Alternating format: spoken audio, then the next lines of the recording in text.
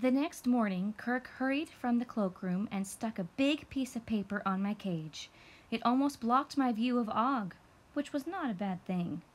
Once the other students settled into their seats, they started giggling and pointing, led by Gale, of course.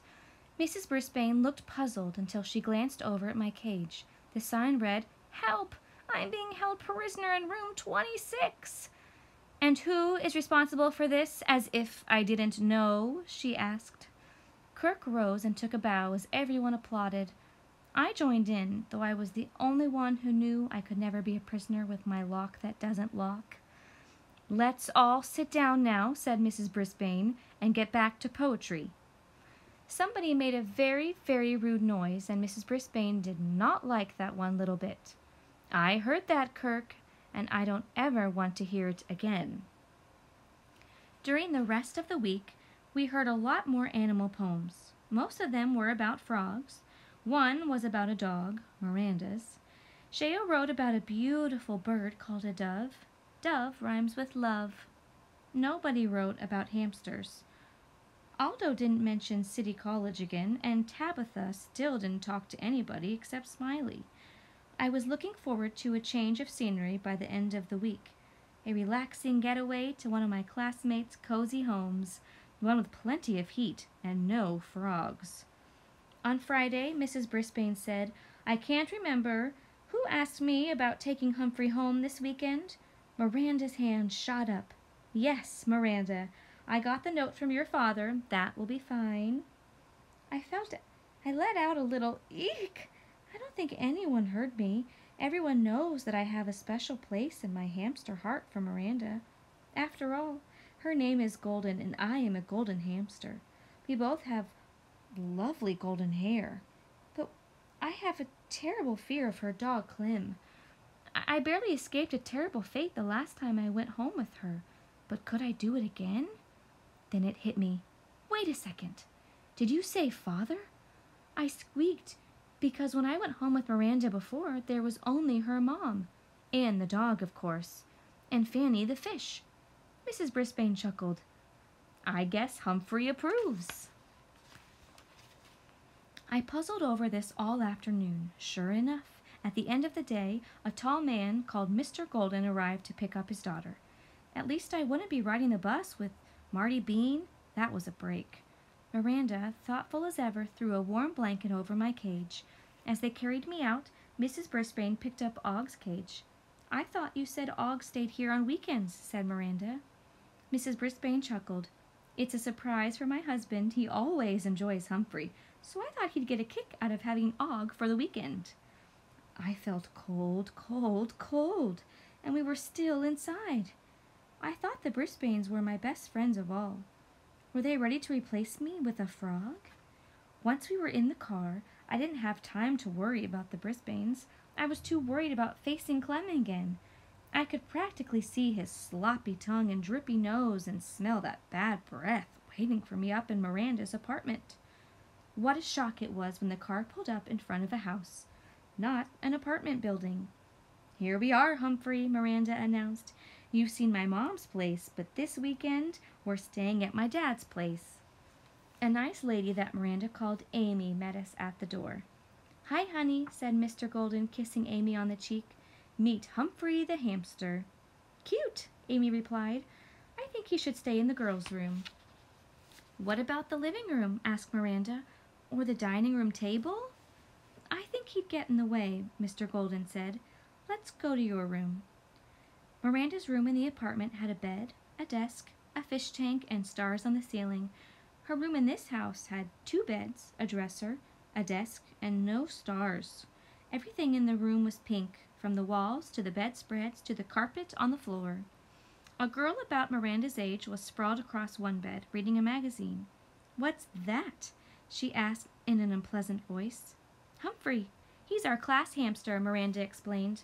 "Well, he's not staying in my room," the girl stated firmly. "It's Miranda's room too, Abby," Amy said as she came in the door behind us. "Put Humphrey on the desk." Miranda thoughtfully opened my cage to straighten out my ladder and my water bottle, which had slid around during the ride. "Mom, I have to do homework on that desk," said Abby, sitting up.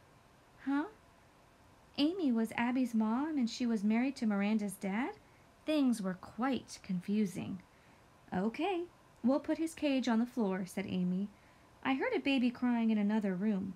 I've got to see what Ben wants. She said Mr. Golden followed her and Abby got up to close the door. He stays on your side of the room, Abby told Miranda. And don't forget, no crossing the line. Abby took her foot and dragged it in a straight line across the middle of the pink carpet. No crossing the line. Ever. Miranda sighed. I know. You tell me every time I'm here. Sometimes you forget, and don't touch anything of mine. I never do, Miranda countered. You used my barrette last time, said Abby. It was a mistake. It looks exactly like mine. Good for Miranda for standing up for herself. I didn't complain when you borrowed my book without asking. Abby plopped back on the bed again and thumbed through her magazine. Just don't cross the line, she muttered. I hopped on my wheel for a spin. Sometimes it cheers people up to watch me spinning. Abby was not one of those people. She glared at me. Don't tell me it makes noise, she said nastily. Can't you stop it? Humphrey is not an it. He's a he, said Miranda. I love that girl. You could read in the living room, she suggested. I was here first. Abby suddenly slammed down her magazine and stood up. Okay, anything to get away from you. After she left, Miranda leaned down close to my cage. I was hoping she liked you, Humphrey. She sure doesn't like me. It's not my fault my dad married her mom. It's not my fault she has to share her room with me every other weekend. She sighed. I've tried to be friends with her, but it's no use. She's a wicked stepsister, like in Cinderella. Miranda looked sad, sad, sad. So I leaped up on my ladder and hung from it by one paw to cheer her up. She smiled. So I leaped onto my tree and began swinging from branch to branch, like that Tarzan guy I saw on TV. That made Miranda laugh. Abby returned with a sour expression on her face.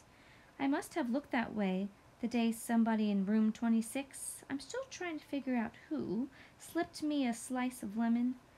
Mom wants us to help fix dinner. She's got to feed the baby. She disappeared as quickly as she had appeared. See you, Humphrey, Miranda whispered, and remember, don't cross the line. After she left, I squinted my eyes, but I couldn't see a line anywhere. All I could see was a sea of pink. So much pink, I felt a little ill. Later that night, while Miranda took her bath, I was alone with Abby. I decided to try to be friendly. Nice room you've got, I squeaked politely. Abby turned toward me and frowned. Were you squeaking at me? She shook her head. This is the last straw. First, I have a room all to myself. Then Mom marries him, and pretty soon I have a stepsister taking half my room with a new baby brother crying all the time, and nobody knows I exist. I'm supposed to be happy about the whole thing when it wasn't my idea. And now they've moved in a guinea pig? That wasn't a huge insult, because guinea pigs are cute and furry like me, only not quite as cute. Anyway, I could see Abby's point. I wasn't happy about Og moving into room 26, and it sure wasn't my idea. The difference was, Miranda is actually nice, and Og is, well, Og. Miranda returned, and the two girls settled into their respective beds. Night, Humphrey, Miranda said to me.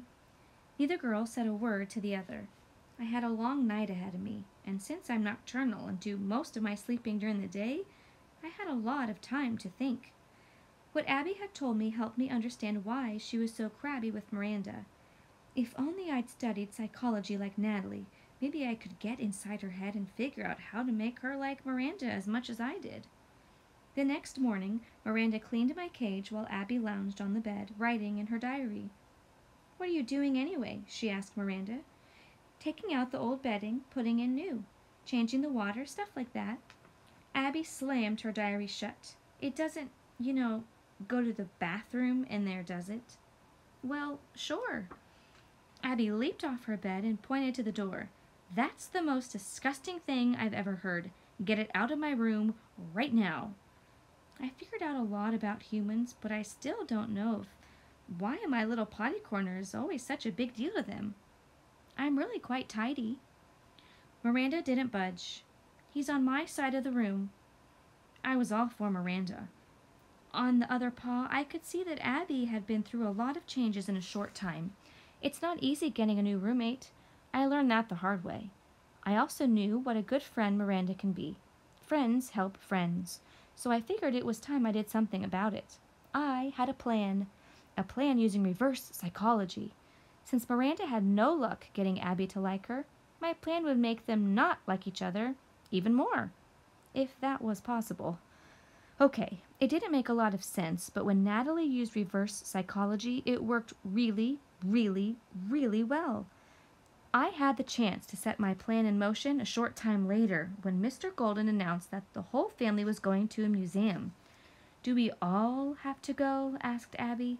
"Yes, all of us. We're a family, you know," said her mom. Abby wrinkled her nose. "Even the baby?" "We'll bring the stroller," said Miranda's dad. "He'll like it." Despite her grumbling, Abby joined the rest of the family, and I soon had the whole house to myself. My plan would take speed, strength, courage, and lots of time. It would be well worth it if it worked. Once I was sure they were gone, I opened the lock that doesn't lock and hurried over to Abby's bed. I had been studying it all morning and thought that if I grabbed on, I could climb the bedspread, paw over paw like a rope.